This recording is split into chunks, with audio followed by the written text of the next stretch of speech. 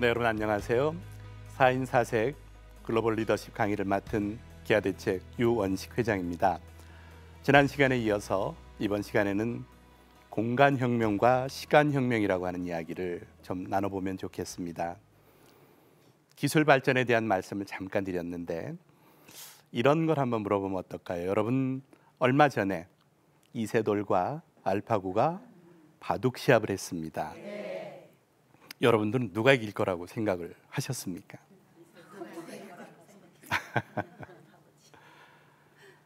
이 부부싸움이라는 게 아주 사소한 데서 시작이 되는 것 같습니다. 저도 이 문제를 갖고 아내와 이야기를 하다가 부부싸움까지 번질 위기에 들어가면서 결국은 돈 내기로 이제 진행이 됐습니다. 아내는 이세돌이 이길 거라고 장담을 했고 저는 알파고가 이길 거라고 장담을 했습니다. 아내가 바둑을 조금 알아요. 그래서 이 바둑이 얼마나 오묘막축한 건지 본인이 아는 상식선에서 제가 되게 무식해 보인 거죠. 어떻게 기계가 사람을. 여러분 결과가 어떻게 됐죠? 알파고가 이겼죠. 제가 돈을 받았을까요? 못 받았습니다. 아직도 못 받았습니다. 오전 전승한 게 아니라 사전 4승 1패를 했기 때문에 못 준다. 아주 뭐 그럴듯한 이유기는 한데, 그런데요, 제가 왜 알파고가 이길 거라고 저는 생각을 했을까요? 네. 그래요. 저 나름대로 세 가지 이유가 있었어요. 첫 번째, 인공지능은 우리가 알고 있는 것보다 더 많이 발전해 있습니다. 기술 발전은 우리가 지금 알고 있는 수준보다 훨씬 앞서 있습니다. 왜 우리가 상용화를 못 갈까? 규제, 도덕적인 문제, 이런 것 등등 때문에 상용화가 안 되고 있는 거지.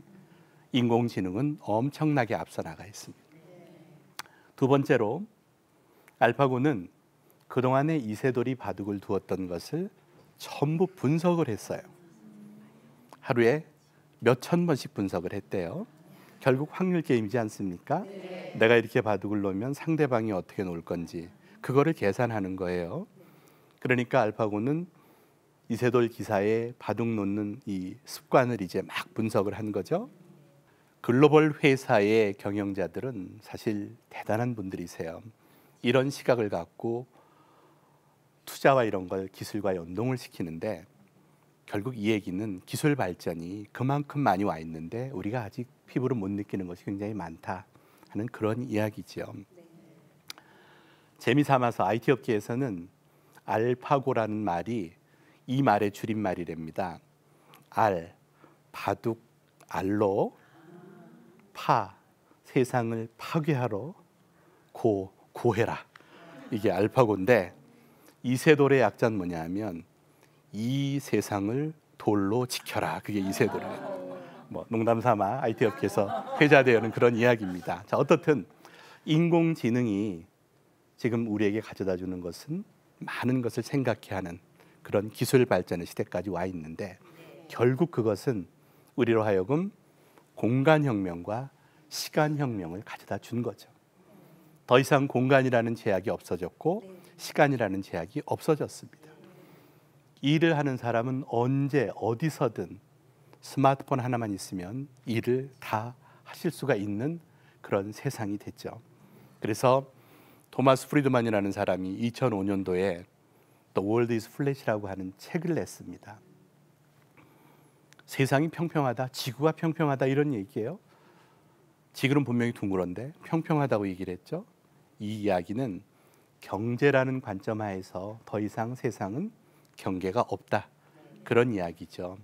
그래서 FTA라고 하는 소위 프리 트레이드 어그리먼트, 관세가 없어지는 그런 세상이 됐고, 세금이 없는 세상이 되다 보니까 중국 제품이든 미국 제품이든 우리는 한국의 똑같은 제품들은 똑같은 경쟁을 해야 되는 세상으로 되어버렸다. 그런데 요즘 이제 미국과 중국이 관세 장벽을 다시 설치하죠. 어떻든 세상은 이제 장벽이 없어진 시대가 되었고 그걸로 인해서 우리는 시간과 공간 혁명을 맞이한 시대가 되었다라는 거죠. 그래서 여러분 이미 뭐 인터넷 뱅킹이라든지 또는 원격 진료라든지 화상회의라든지 이런 기타 등등의 모든 것들을 우리는 할 수 있는 세상으로 이제 와 있다는 거죠. 원격 진료요. 우리가 나이가 많이 들면 어르신들 요양원에 가 계신 분들이 지금은 아프면 어떻게 해야 됩니까? 병원에 가야 돼요. 그런데 병원에 안 가고 할 수 있는 방법이 없을까요? 원격 진료하면 되는데 왜 원격 진료 우리 못 하나요? 여러 가지 규제라든지 이런 것 등등 때문에 원격 진료를 못 하고 있고 한국의 병원들이 아직 원격 진료를 그렇게 환영하지 않고 있다 보니까 원격 진료를 못 하고 있는 세상이 된 거죠. 그런데요, 원격 진료를 할 수 있는 방법이 있기는 해요. 어떻게? 한국 병원이 하는 게 아니라 태국 병원이 하는 겁니다. 와이파이만 되면 다 되잖아요. 이런 세상으로 세상이 바뀌는 것에 대해서 우리가 마냥 속도 조절을 늦추고 있으면 안 되는 세상이 지금 와 있다는 것을 우리가 인식을 해 주셔야죠. 자, 여러분들에게 혁명 얘기를 하면서 공간혁명과 시간혁명 말씀을 드렸습니다. 그러면 이제 우리는 이 시대에 인간혁명이라 하는 것을 고민을 해야 합니다. 변화하는 시대에 우리가 맞춰가야 하는데 기술의 발전은 우리가 거부한다 그래서 늦어지는 게 아닙니다. 이건 우리가 막을 수가 없습니다. 공간혁명과 시간혁명은 더 빨리 지속이 될 거고 결국 그 환경 변화에 어느 나라가 어느 국민이 가장 빨리 적응해서 사느냐 하는 것이 중요한 문제가 되는 거죠. 결국 이것은 우리의 일자리 문제하고도 연동이 된다고 볼 수 있겠습니다. 여러분 트럼프 대통령이 당선된 원인이 여러 가지가 있겠죠. 그중에 이것도 빼놓을 수가 없습니다. 일자리입니다. 여러분 미국에 보면 북동부 쪽에 러스트 벨트라고 하는 지역이 있어요. 러스트라는 말이 녹이 슬다 이런 이야기죠. 벨트가 녹이 슬었다. 디트로이트 같은 데가 옛날에 뭘로 유명하던 도시입니까? 자동차 산업으로 유명하던 데 아닙니까? 철강, 피츠버그 이런 데가 굉장히 유명하던 그런 도시들이 이제 자유무역이 만들어지면서 일본에 좋은 차가 들어오기 시작을 하고 철강이 싼 값에 들어오기 시작을 하고 소위 미국의 화이트 칼라들 중에서 저소득 화이트 칼라들이 점점 일자리를 잃게 된 거죠. 그분들이 마음속에 한이 맺혀 있는데 트럼프 후보자가 그 지역에 가서 여러분들이 일자리를 도로 주겠습니다. 얼마 전에 여러분 트럼프가 GM 공장을 디트로이트로 도로 옮기겠다 뭐 이런 얘기도 하지 않았습니까? 그 얘기는 한마디로 말하면 뭐예요? 일자리 주겠다 이런 얘기 아니겠습니까? 전통적으로 러스트벨트는 미국의 민주당이 앞선 지역이었습니다. 그런데 또 민주당 표가 나오질 않고 공화당 표가 나와버렸다는 거죠. 결국 모든 나라의 리더들이 지금 가장 고민하는 것은 그 나라의 일자리라는 거죠. 유럽이 EU로 하나가 되었습니다. 그런데 영국이 얼마 전에 EU에서 탈퇴를 했습니다. 왜 탈퇴했을까요? 많은 이유가 있겠죠. 그렇지만 난민 문제가 하나의 이유입니다. EU가 만들어지면서 난민이 들어오고 다른 나라 사람들이 우리나라에 들어와서 우리나라 사람들의 일자리를 뺏어간다. 지금 이런 거거든요. 그거 못하게 하겠다. 그래서 탈퇴했다. 그것도 하나의 이유 중에 하나가 될 수가 있겠죠. 결국 모든 나라는 이제 아까 말씀드렸듯 일자리 문제가 4차 산업화가 되면서 줄어들 수밖에 없는 상황이 됐고 여기에 맞추어서 우리가 그러면 미래 일자리를 어떻게 창출할 거며 우리 자녀들은 어떤 역량을 가져야 일자리를 가질 수 있을 것인가 라는 것을 고민을 해야 된다는 거죠. 그게 이제 우리가 지금 말씀드린 인간혁명 개념으로 한번 우리가 고민을 했으면 좋겠어요. 그래서 이 탤런트 매니지먼트, 인재라고 하는 단어는 어떤 개념을 가질까? 그렇다 그러면 왜 우리가 이 환경 변화에 맞추어서 살아가야 되는지 패러다임 시프트에 대한 이야기 많이 들으셨을 텐데요. 여러분 보시면 20세기와 21세기의 근본적인 변화 차이가 여기 나옵니다. 과거에는 우리가 생산만 잘 했으면 됐습니다. 남이 만들어 놓는 것을 잘 따라하면 됐습니다. 그래서 제조의 시대, 좌뇌의 시대, 분업의 시대 또는 이성의 시대라고 이렇게 얘기를 합니다. 즉 이 시대는 어떻게 보면 지식이 많은 것이 굉장히 중요한 경쟁력이 되었습니다. 그런데 21세기에 들어오면서 웬만한 지식은 우리가 어느 곳에서든지 습득할 수 있는 시대가 되었습니다.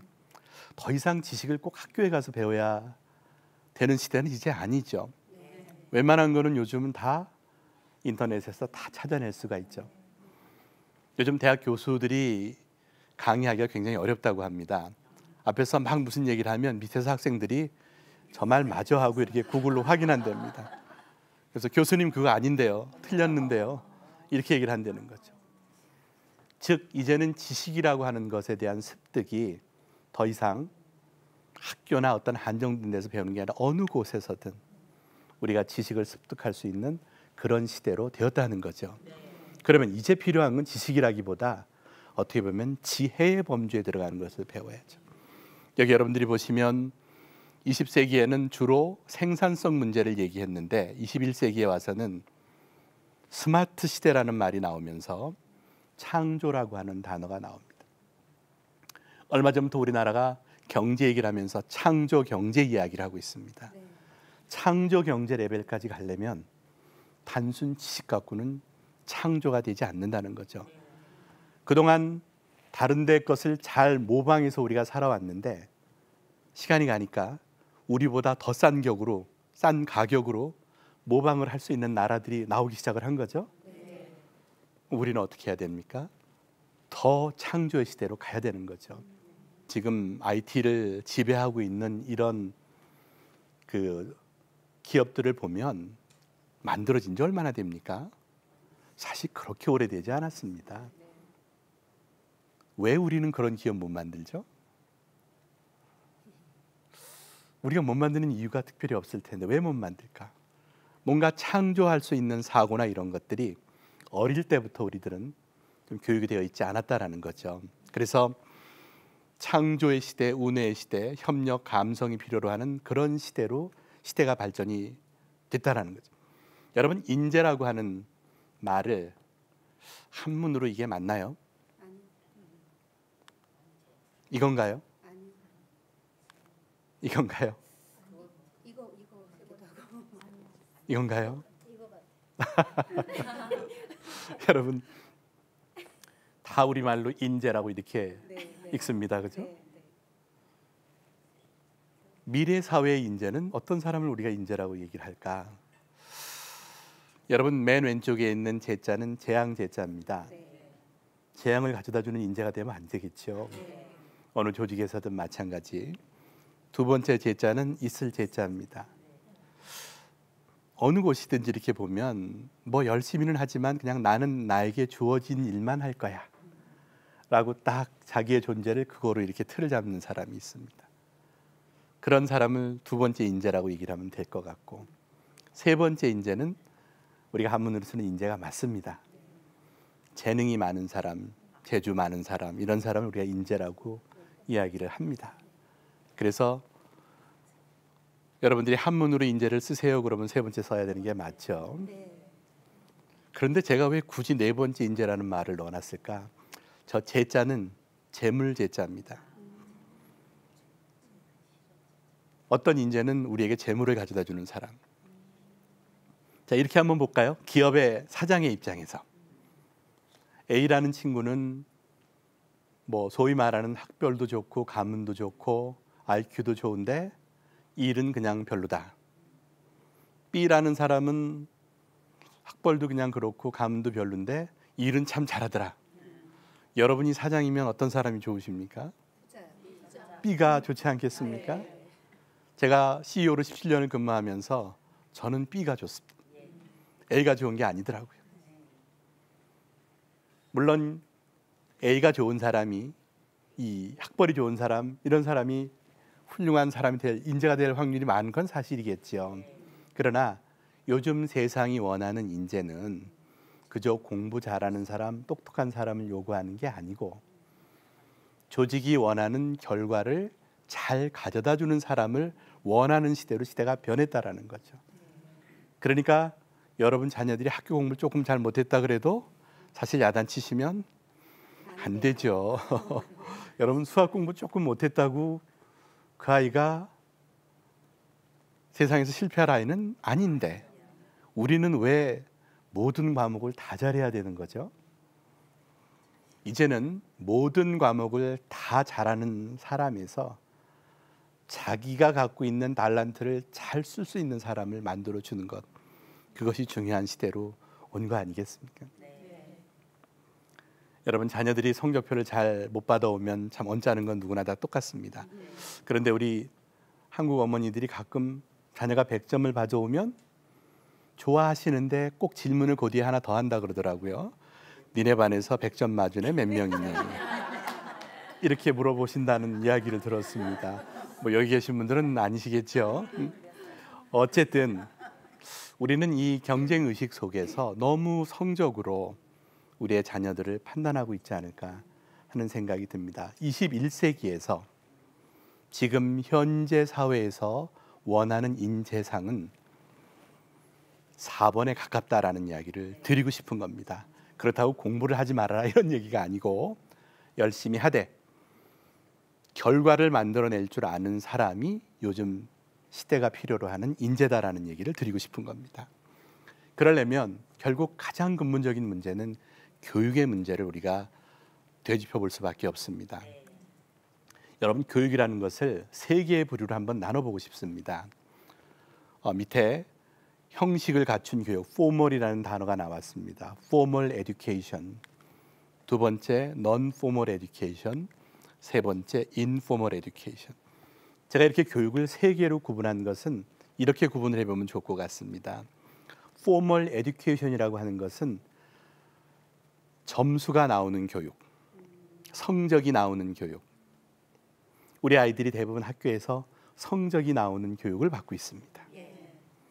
그 다음에 맨 오른쪽에 보면 informal education이라는 말이 있습니다. 이거는 성적이 나오는 교육은 아니지만 다 같이 모여서 어떤 주제를 갖고 공부를 하는 교육을 informal education이라고 표현하면 되겠습니다. 오늘 여기서 저와 여러분들은 사실 informal education을 하고 계신 겁니다. 오늘 강의가 끝났다고 제가 시험을 보지는 않습니다. 그렇지만 적어도 오늘 강의를 들으신 여러분들은 글로벌 인재에 대해서 어느 정도 틀은 잡고 계실 거라는 생각을 합니다.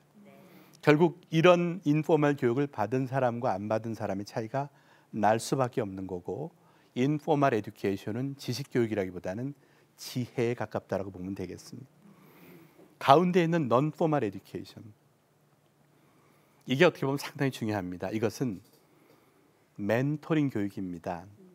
우리 자녀들에게 부모들이, 선생님들이 또는 주위의 어르신들이, 친구가 이 아이의 장점을 발견하기 위해서 얼마나 많은 멘토링을 하고 있느냐라는 거죠.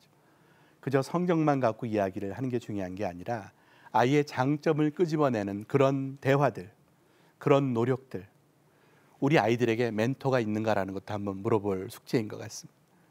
또 인문학적인 사고를 우리 아이들이 얼마나 하고 있는가, 고전을 얼마나 우리 아이들이 알고 있는가, 우리 아이들은 예능, 체육을 얼마나 알고 있는가, 이런 것이 현재 우리 교육과 선진 교육과의 근본적인 차이입니다. 교육 문제는 참 쉽지 않은 것 같습니다. 많은 분들이 애쓰지만 어떻든 우리의 현재 교육은 대부분이 포멀 에듀케이션에 몰려 있다고 하는 것이 문제라는 거죠. 포멀 에듀케이션 하지 말라는 것이 아니라 포멀, non-formal, informal의 균형이 안 잡혀 있다는 것이 문제라는 거죠. 우리 아이들이 중학교 시절에, 고등학교 시절에, 대학을 나올 때까지 non-formal, informal에 대한 균형을 갖춰가야 사회에 나와서 온전한 경쟁력을 갖춘 성인으로 성장을 할 수 있는데, 그런 성장 요인이 우리가 너무 약하다라는 것을 볼 수 있는 거죠. 우리 고3들 되면 얼마나 고생들 많이 합니까, 여러분? 고3 수험생들 부모님이 계신지 모르겠습니다만은 그 아이들이 새벽같이 공부하고 또 일찍 일어나서 학교에 가고 그 졸린 눈을 부릅뜨면서 생활을 합니다. 그런데 선진교육은 대부분 오후 3시 20분이면 수업이 다 끝납니다. 그 다음부터 그 아이들이 뭐 하죠? 그 다음부터 아이들이 체육활동을 하고 악기를 배우고 선생님을 찾아다니면서 자기가 궁금한 걸 질문을 하고 또 연극을 하고 고전을 읽습니다. 그렇게 길들여진, 그렇게 교육을 받은 아이들과 우리같이 점수만 갖고 교육을 받은 아이들은 우리끼리 사는 데서 문제가 없을지 몰라도 다른 나라 아이들과 경쟁할 때에는 이런 어려움이 온다는 거죠. 결국 어릴 때부터 습관이, 공부하는 습관이 다르다라는 것이 중요한 포인트가 되겠습니다. 우리 아이들에게 좋은 습관을 물려줘야 되는데 넌 포말, 인포말을 많이 배울 수 있는 그런 습관을 물려줘야 합니다. 여러분, 글로벌 사회에서 중요한 것 중에 하나가 글로벌 매너가 매우 중요한 시대가 됐어요. 글로벌 매너 중에 대표적인 게 뭡니까, 여러분? 표현하는 건데, 어떤 표현하는 것?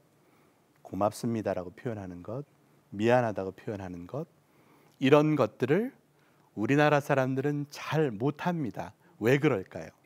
우리나라 사람들은 고맙다는 거에 굉장히 인색합니까? 아니면 미안하다는 거에 전혀 미안함을 못 느껴서 그런 겁니까? 아니죠. 어릴 때부터 그게 우리 아이들 입에 안 붙어 있기 때문에 그런 겁니다. 습관이 안 되어 있었다라는 거죠.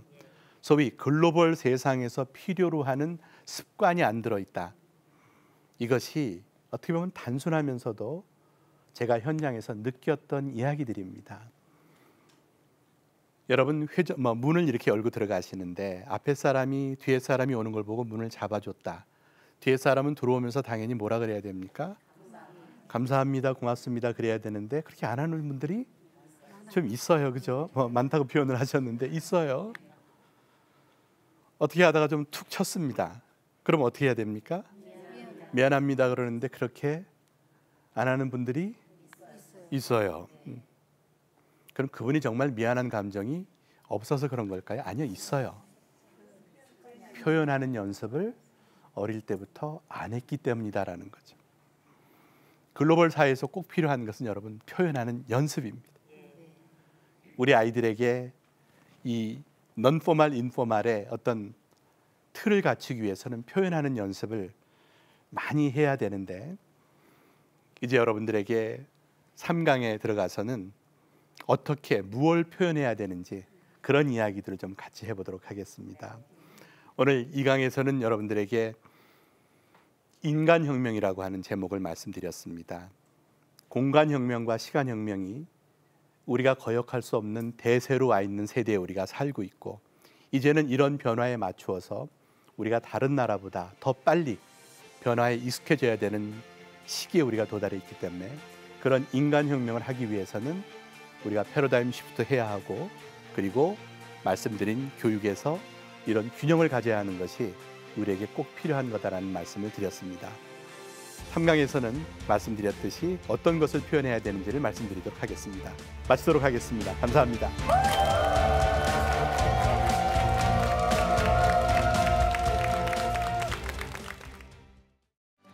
이 프로그램은 CTS 방송가족의 사랑과 후원으로 제작되었습니다. 후원 전화 02-6333-1003번, ARS 060-800-1111번으로 전화 주세요.